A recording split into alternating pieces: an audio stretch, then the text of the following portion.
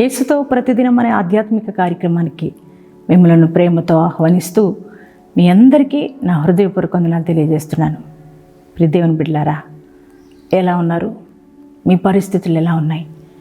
ఒకవేళ ఇబ్బందికరమైన పరిస్థితులు గుండా వెళ్తున్నారా? ఈరోజు నీ పరిస్థితి అంతా కూడా అస్తవ్యస్తమైపోయి ఉందా? ఒకవేళ అన్నిటినీ కోల్పోయిన పరిస్థితిలో మీరున్నారా? నా జీవితం ఏంటి, నా భవిష్యత్తు ఏంటి అని బాధపడుతున్నారా?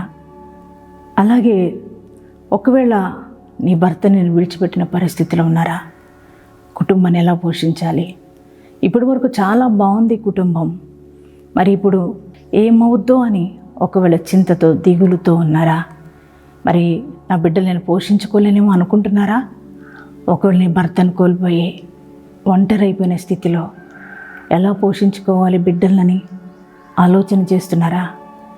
చాలని శాలరీలో వస్తున్న శాలరీస్ అన్నీ కూడా అప్పులకే అయిపోతున్నాయి.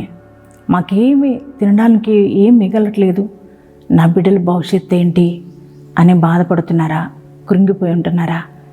ప్రియ దేవుని బిడ్డలారా, ఒకవేళ నీకున్న ఉద్యోగాన్ని కోల్పోయి, ఒకవేళ నీ వ్యాపారాన్ని నష్టపోయి, నువ్వు చేస్తున్న యొక్క చేతి పని లాస్ అయిపోయి, ఈ రోజున నీ పరిస్థితులన్నీ ప్రతికూలమైపోయి ఉండి, నా పరిస్థితి ఏంటయ్యా, నా భవిష్యత్తు ఏంటయ్యా, మరి నా బిడ్డల్ని ఎలా పోషించుకోగలుగుతాను, నా జీవితం ఎలా ముందుకు కొనసాగుతుంది అని ఒకవేళ బాధతో వేదనతో ఉన్నారా? మీరు ఎటువంటి బాధలో ఉన్నా, ఎటువంటి వేదనలో ఉన్నా, ఎటువంటి కష్టంలో ఉన్నా మీరు భయపడవలసిన అవసరం లేదు. ఎందుకనంటే నీ దేవుడు శక్తిమంతుడు కదా, మీ దేవుడు గొప్ప దేవుడు కదా, ఆయన సమస్తమును అనుగ్రహించే దేవుడుగా మరి మీకున్నాడు, మనకున్నాడు. ప్రియ దైవజనమా, మరి అంత గొప్ప దేవుడి రోజున నీ పరిస్థితులు ప్రతికూలమైన వేళ నీతో ఆయన మాట్లాడాలనుకున్నారు. నీకు శ్రేష్టమైన వాగ్దానాన్ని ఇచ్చి ఆయన నిన్ను బలపరచాలని ఆశిస్తున్నారు. మరి ఒక చక్కటి వాగ్దానం ప్రభు ఈరోజు మీకు ఇచ్చి ఉన్నారు.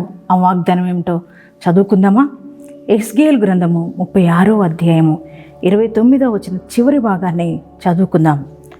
మీకు కరువు రానియక ధాన్యమునకు ఆజ్ఞ ఇచ్చి అభివృద్ధి పరుతును. Praise the lord. ఎంత చక్కటి శ్రేష్టమైన వాగ్దానాన్ని ప్రభు మీతోనే మాట్లాడుతున్నారు. దైవజనమా, దేవుడు అంటున్నారు, ఒకవేళ నాకు కరువు వస్తుంది, నా పరిస్థితి ఏంటి, నా భవిష్యత్తు ఏంటి, నాకున్న ప్రతికూలమైన పరిస్థితుల్లో నేను ఎలా ముందుకు నడవాలి అని బాధపడుతున్నావు కదా, నీతోనే ప్రభు మాట్లాడుతున్నారు. ఈ రోజున ఆయన అంటున్నారు, మీకు నేను కరువు రానియక ధాన్యముకు నేను ఆజ్ఞ ఇచ్చి నేను మిమ్మల్ని అభివృద్ధి పరుతునని దేవుడు వాగ్దానం ఇస్తున్నాడు. ఎంత గొప్ప దేవుడు నాన్న మనం ఆరాధిస్తున్న దేవుడు. ఆయన నీకు కరువు రానియడు, మనకు కరువు రానియడు. ఎందుకనంటే మనము దేవుని పిల్లలం కదా, మనం ఆయన పిల్లలం కదా, ఆయన దగ్గర సర్వ సమృద్ధి ఉంది. ఆయన నీకే కరువు రానియడు, నీకు సమస్తమును అనుగ్రహించి నిన్ను ముందుకు నడిపించే దేవుడుగా ఉన్నాడు. నేను నడిపించేవారు నీకు దూరం అయిపోయి ఉండొచ్చు, కానీ ప్రియ దైవజనమా, నిన్ను పోషించేవారు నీకు దూరం అయిపోయి ఉండొచ్చు. నీకున్న ప్రతికూలమైన పరిస్థితుల్లో నీకెవరు కానరాకపోవచ్చు, కానీ నీ దేవుడు నీకు తోడుగా ఉన్నారు. ఆయన అంటున్నాడు, మీకు నేను కరువు రానియను. ఆయన అంటున్నాడు, ధాన్యానికి ఆజ్ఞ ఇస్తాడంట. ఎంత గొప్ప దేవుడు నాన్న. ఆయన ధాన్యానికి ఆజ్ఞ వేస్తున్నాడు. ఆయన అంటున్నాడు, నా బిడ్డల దగ్గరికి వెళ్ళు, నా బిడ్డల ఇంట్లోకి వెళ్ళు, వారికి సమృద్ధి కలగాలి అని ధాన్యానికి చెబుతున్నాడంట ప్రభు. గొప్ప దేవుడు కదా మన దేవుడు. అవును కదా, ఆ రోజు ఏలియా కాలంలో కూడా మరి దేశమంతా కూడా కరువు వచ్చిన పరిస్థితులు, ఎందుకంటే వర్షాలు లేవు, ఎక్కడా కూడా పంటలు లేవు. అటువంటి పరిస్థితుల్లో మరి తన యొక్క దాసుడైన ఏలియా మరి కెరీతు వాగు దగ్గర ఉండినప్పుడు దేవుడు చెప్పాడు, ఏలియా, నేను కాకులకు ఆజ్ఞ వేసి తిని, ఆ కాకులు నీకు భోజనాన్ని తీసుకొని వస్తాయి, ఆహారాన్ని తీసుకొని వస్తాయని దేవుడు చెప్పారు కదండి. మరి దేవుడు చెప్పిన రీతిగా మరి ఏలియాకు కరువు రాలా. ఆ దేశం అంతా కరువుతో బాధపడ్డారు, కానీ ఏలియా కరువును అనుభవించలేదండి. ఎందుకనంటే దేవుడు ఆయన దగ్గరకు ఆహారాన్ని పంపాడు, కాకులకు ఆజ్ఞ వేసి పంపించాడు, సమృద్ధిని ఇచ్చాడు. దేశమంతా కరువులో ఉన్న ఏలియాకి కరువు రాలేదు బిడ్డ. అలాగే అదే దేవుడు ఏలియాను నడిపించిన దేవుడు, ఏలియాకి సమృద్ధినిచ్చిన దేవుడు మరి ఈరోజు నీకు కూడా సహాయం చేస్తానని ప్రభు చెప్తున్నాడు. నీకు కూడా సమృద్ధిని ఇస్తానని ప్రభు సెలవిస్తున్నాడు.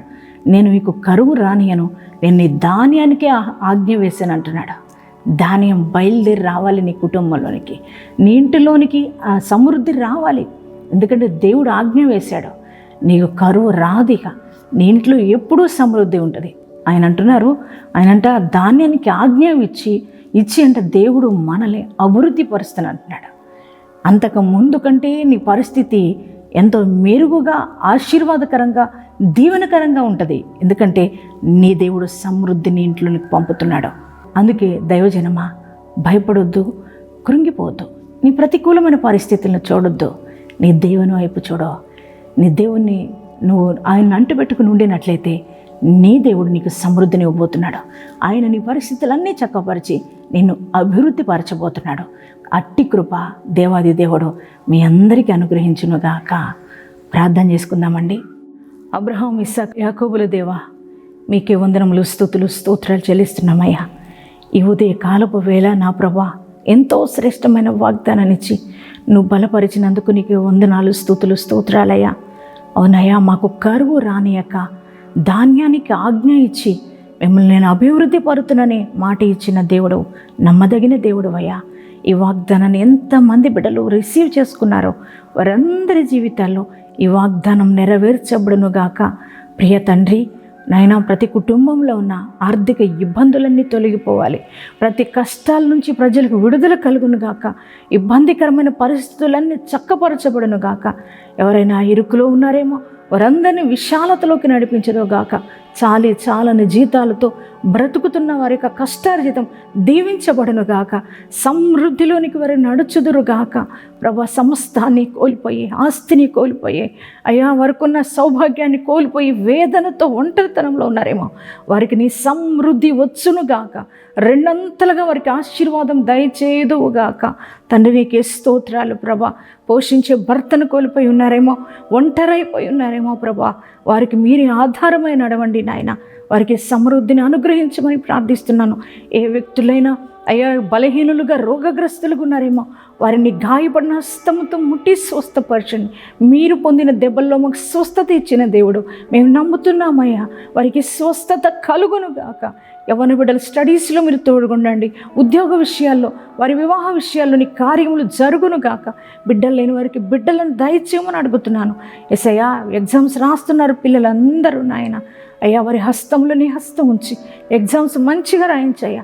మంచి గొప్ప విజయాన్ని వారికి దయచేయమని అడుగుతున్నాను అయ్యా. అలాగే నా తండ్రి, ఈరోజు మ్యారేజ్ డేస్ బాడీస్ చేసుకున్న వారందరికీ నూతన బ్లెస్సింగ్స్ వచ్చునుగాక.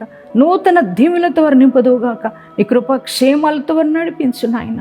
అలాగే ఈ దినమంతా నీ ప్రజెన్స్, నీ సన్నిధి మాకు తోడుగా ఉండి మమ్మల్ని నడిపించి మేము పొందుకొనుమని యేసు నామములో ప్రార్థిస్తున్నాం తండ్రి. ఆమెన్.